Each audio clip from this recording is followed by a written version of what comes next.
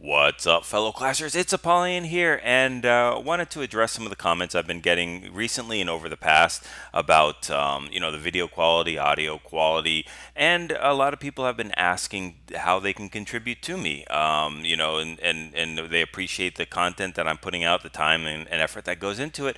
And I was thinking about doing a Patreon page, I'm not a big fan of it just because it's reoccurring revenue, and sometimes I forget to cancel that stuff, and just about what you get for the Patreon and blah blah blah. If you guys want me to enable the Patreon page I set up, I can do that as well. But I find that GoFundMe is the quickest, simplest way to contribute whatever you want to, I guess, the cause or whatever, of helping me put out more frequent and better videos. I'm setting up this GoFundMe campaign specifically to get a newer PC, which is a really nice PC. It has a high processor to be able to edit videos and record at a minimum of 1080p, maybe even 4K, and an additional mic that will be really nice for audio quality. So again, I'm not asking for anything specific. I'm only replying to what people have asked me about how they can contribute if there's any way they can. And here you go. I'll put a link down in the description here for you to click and make it really simple to go ahead and donate. And also, I'll see if I could do it in the link here. I don't know if I can put the link in the YouTube video itself, but I'll see if I could do that. If so, I'll put it in right here.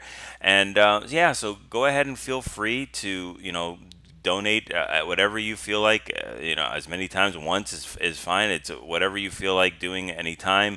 And I would appreciate anything you do. I really want to put out I have some great ideas of the kind of video quality that I want to put out and the kind of content that I want to put out. Spend more time editing videos, spend time doing a whole bunch of different things. So I would really appreciate it if you go ahead and use this, and go ahead and give me your comments if you want the Patreon instead or both or whatever it is. So thanks very much, and we'll go and get into some of the, at least this one attack that I have right here.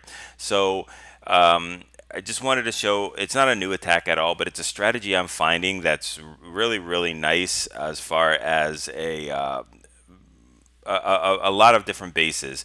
And it's starting with a queen walk and then funneling the complete opposite side with a few witches and a few bowlers, and then throwing your giants in the middle with the rest of your kill squad with about 13 bowlers or so, and your king and the queen to meet up, and then just basically crushing the entire core. Some of the things you want to look out for, and I know some of you guys hate when I talk over this, but to be instructed on how to do it or what you're looking for, you're going to miss it if I'm playing the video and I'm not going to be able to talk enough about it. So you're looking for something where the witches and bowlers that are going to do the funneling are not going to run directly into a whiz tower immediately. Mortars, if they are easily accessible, which is where I'm going to send my witches up here, if it can be taken down quickly, then it's not so bad. But if they're inside the wall, you got to look out for that as well. Splash damage against witches is just a horrible thing. So look for a path where the witches don't get targeted by mortars or whiz towers immediately. So I'm going to have the queen come up from 3 o'clock and funnel at 4 with the baby dragon, and they're all going to meet up around that 1 o'clock area right here.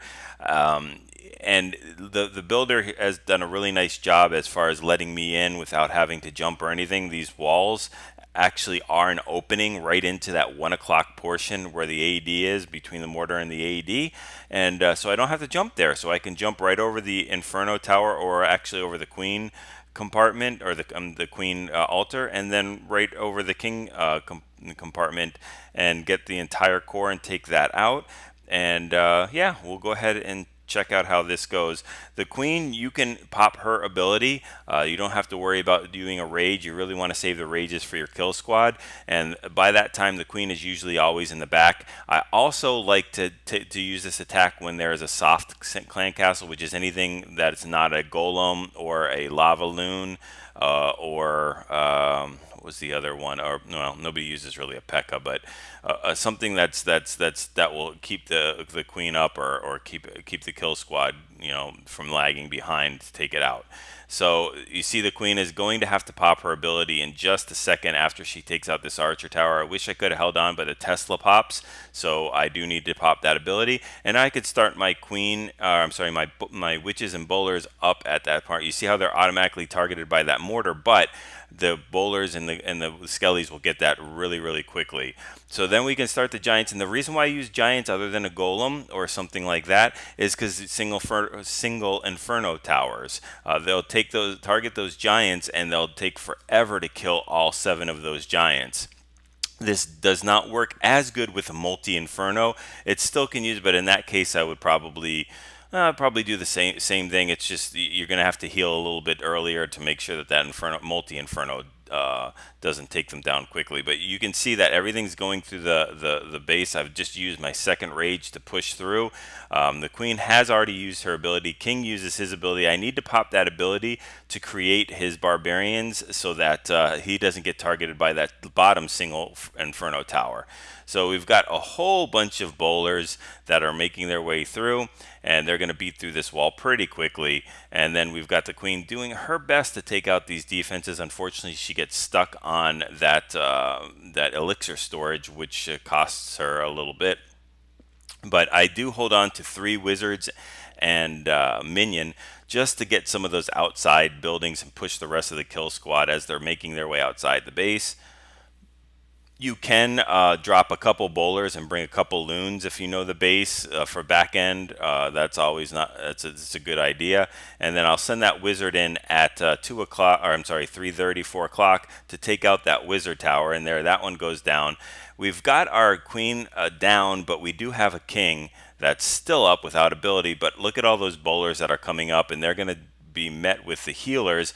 And now that there's only one outside Tesla, it's pretty much game over. Drop the rest of the wizards there behind the king as he's tanking for them, and now there's only storage buildings and trash buildings to take out. So this is a 3-star hit. So hopefully you guys enjoyed this. Really do appreciate anybody that will go on the GoFundMe, and you know what, I'll be able to put out a bunch more videos, and you guys will get a chance to see me with a webcam. If I don't know if that is a good thing or a bad thing, but we'll go ahead and do that as well. So hopefully you all enjoyed this. Share it with your clan members. If you guys enjoy it, I'm sure they will too. And go ahead and keep practicing those 3-star hits and those 6-star clan wars.